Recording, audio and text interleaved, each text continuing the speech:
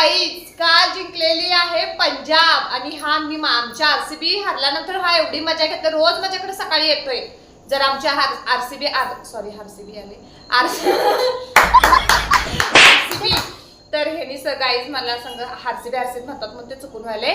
पण जेव्हा आरसीबी हरते ना तेव्हा हा रोज सकाळी माझ्याकडे येतो उठल्याबरोबर चिडवण्यासाठी आणि आज आला नाही. आणि मला माहित नव्हतं ना की एमआय जिंकले की हरले, तर सकाळी उठून हा आला का नाही म्हणून मी वाट बघाले. तर नंतर असंच कोणीतरी मला सांगितलं की एमआय हारली आहे. वेद्या कसं वाटतंय आता?